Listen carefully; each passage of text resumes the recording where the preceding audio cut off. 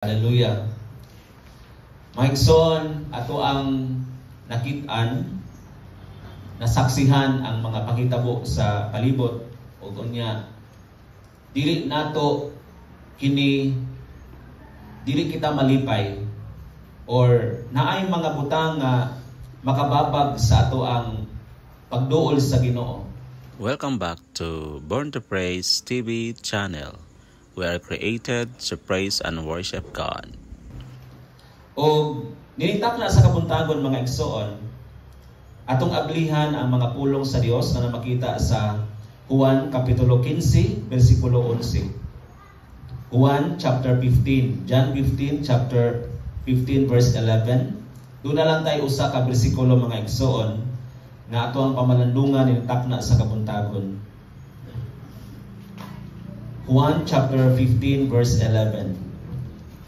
Nakanayon ang pulong sa Ginoo. Kini akong gisulti kaninyo aron ang akong kalipay anaa kaninyo. Ug aron ang inyong kalipay mahimong hingpit. Hallelujah. Malingkod ta uban sa presensya sa buhi nga Dios. So, dining oras sa mga igsoon dadon ko kamo sa tema nga naguluhan tinuod nga kalipay. Na-bless kayo ko nining kantaha, usa kini ka titulo sa kanta, then mo'y akong gihatagan mga igsoon og outline tungod kay samtang nag-type ko aning mga igsoon, naggama og program, nirimas kong kasing-kasing sa mga panghitabo karong panahon nga dunay mga pagtaas sa tubig nya dito po sa laing nasod, doon na po'y linog na 7.6 intensity ang gikusgo dito sa Alaska. So, ang kalibutan mga igsoon, dili na kaayo healthy. Di ba? Dili na kayo healthy tungod kay nagdungan-dungan. Doon na po'y kaigsoon na to sa pagtuo, bisan gani nangalagad sa Dios. Doon na po siya'y duha ka side by side nga namatay ni panaw sa kinabuhi, sa ikaduhang kinabuhi, ang iyang minahal sa kinabuhi. Ang iyahang uyuan o ang iyahang anak sa iyang asawa, gaduble. O katong iyahan ditong dapita nga iyang uyuan nga lalaki, gi-heart attack.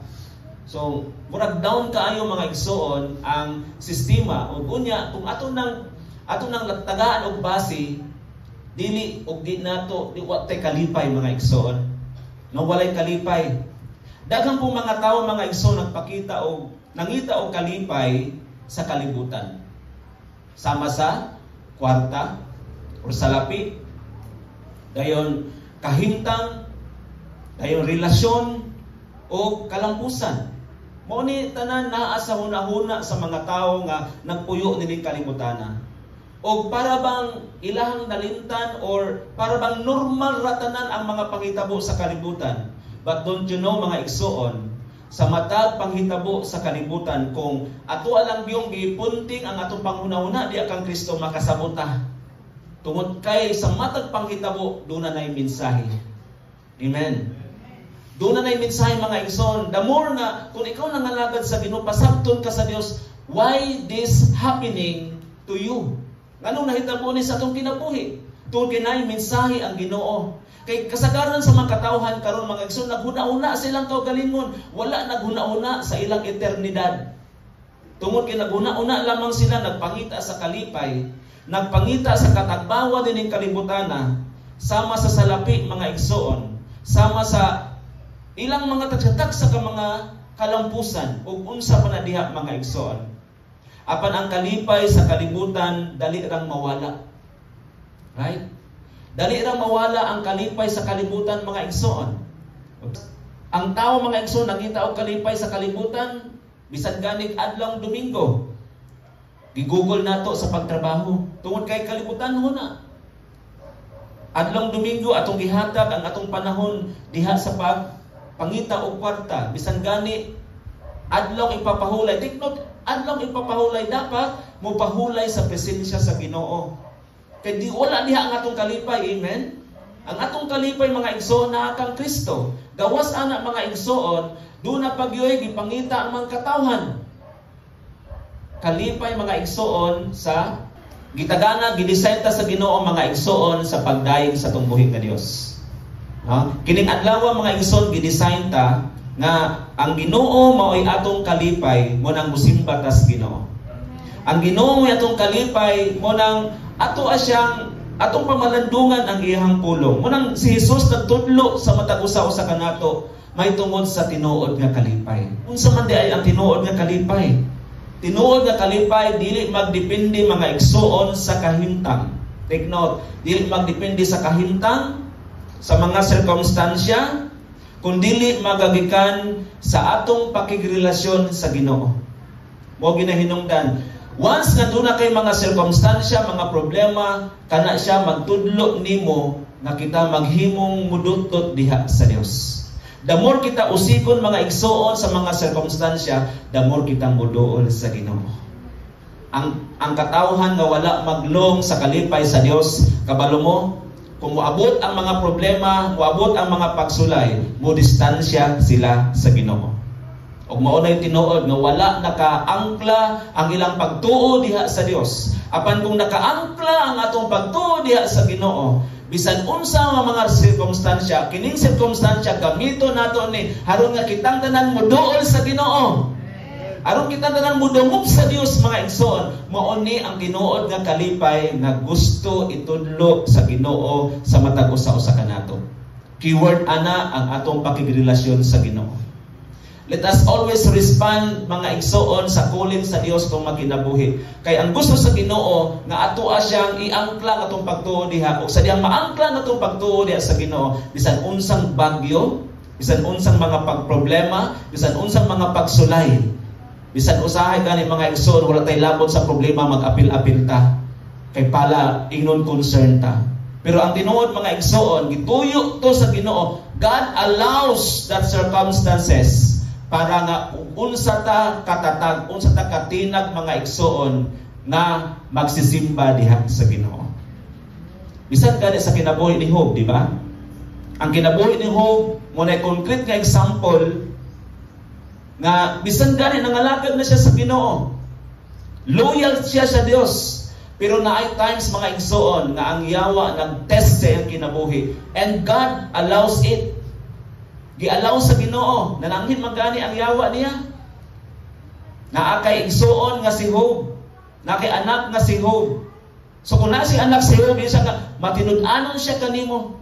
Pero kuha ang iyang kabtangan, kuha ang iyang mga propiedad, kuha ang lakit ng iyang mga minahal sa kinabuhi. Di ba balikason kaniya? Kung sa giingon sa Dios, pwede nimong kuhaon ang tanan, pero ayaw lang ang iyang kinabuhi. Ayaw lang yung kinabuhi. Sa tinuod lang, nahitabo tong tanan. Pero nitalikod ba si Job sa iyang pagpangalagad sa Ginoo? That means nga, ang mga trials, ang mga simpleng problema nga pwede na itong padakon ka na siya allow sa Ginoo nga mahitabo sa atong kinabuhi, sa atong pamilya, para kabaluta mga igsoon asa tang musukad.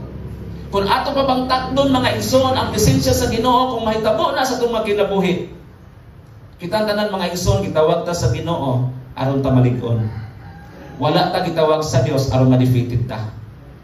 Mga igsoon, ang pagpangalagad sa Ginoo dili niingon nga pakusganay, padasigay, padaganay. Pero ang atong relasyon diha sa Ginoo tungod kay ang tinuod nga kalipay magagikan sa relasyon uban kang Kristo. Hallelujah. Unsa man katinuod ang kalipay? Unsa ang tinuod nga kalipay mo ni pangutanahan? Dagan mga ingon nga, kontento na ako sa akong kinabuhi. Makakaon na akong tulo ka bisis o sa kaadlaw, o ginaw, fights na ni. Mabuhi lang na ako akong pamilya, fights na ni. Wala ko'y problema, malipayon na ko niini. Sa laktod nga pagkasulti, sa kontento na ko.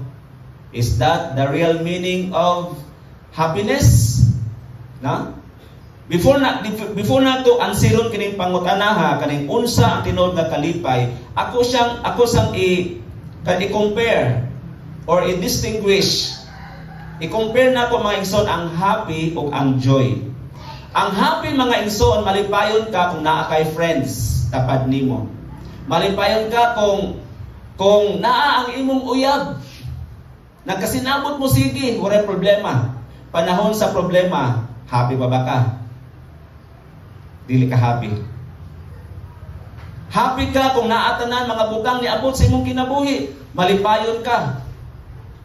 Pakataon ka sa imuhang silingan, pakataon ka sa imuhang igsoon, mga igsoon, tagaan ka kanang surprise na gift, malipayon ka. Pero ang problema, kung di ka tagaan, happy pa ba ka? Dili na. Mo na siya'y happiness. Pero kung ang joy mga igsoon, bisan og di ka kadawat, bisan dunay mga circumstansya beyond control, you still have this joy. J-O-Y. Jesus owns you. Kay ang Dios, kay si Kristo manag-iya sa imong kinabuhi. Mao ni mga igsoon, tubagon na to ni unsa ang tinuod nga kalipay. Una mga igsoon, diya makita sa Salmo kapitulo 16, bersikulo 11. Kalipay nga gikan sa Dios. No? Salmo 16 kapitulo 11. Unsay gipasabot, unsay gisulti sa 16 verse 11. Gitultulan mo ako sa dalan paingon. Asa? Paingon sa kinabuhi. Asa di ay? Kung naatay Kristo sa kinabuhi, di lang ta niya lipayon, tudluan ta niya sa dalan paingon sa kinabuhi. Kay kining kinabuhi mga igsoon, atong timan-an ang kinabuhi nga naa kang Kristo mga igsoon, mauni ang life begins with Jesus Christ. Kung dili pa 100% si Jesus Christ nga maniobra sa atong kinabuhi, then He is not a Lord for you. Dili siya Ginoo sa imong kinabuhi. Kung ikaw ra gihapon ang masunod sa imong kinabuhi, dili si Kristo mo ay Lord sa imong kinabuhi. Lordship means si Jesus na, not I, but Christ lives in me. Yet not I, but Christ lives in me. Dili na ako ang makita, kundi si Kristo na nagpuyo sa akong kasing-kasing. Mauna ang tinuod nga kalipay. Muna ningon si David, nga gitultulan mo ako sa dalan paingon sa kinabuhi. Kana tinuod gid nga kinabuhi mga igsoon. Remember that Jesus Christ, according to John chapter 14 verse 6, si Jesus mo ang dalan, si Jesus mao ang kamatuoran, si Jesus mao ang kinabuhi. Nan kung wadi nato maangkon ang kinabuhi, di nato maangkon si Jesus Christ, then you don't have life to celebrate with. Wala tay katungod nga mo celebrate sa kinabuhi. Bisan gani imong birthday, wa kay katungod ana. Kay nga naman, si Jesus mo tag-estong kinabuhi nga mo celebrate kang birthday. Kung wala nato naangkon si Jesus Christ, mga igsoon, nga maoy nagtudlo paingon sa kinabuhi. Ingon diri ang imong presensya naghatag kanako tumang kalipay. Wow! Unsa day nakahatag tumang kalipay sa Dios? Sa ato ang mga igsoon, ang presensya sa Ginoo. Hallelujah. Muna nga during sa worship mga igsoon, let us always surrender sa Ginoo. Because when we worship God sa Espiritu kamatuoran, we are in the kingdom of the presence of God. Naata sa presensya sa Ginoo. Thanks for watching. Please like, subscribe, and bell all for more updates.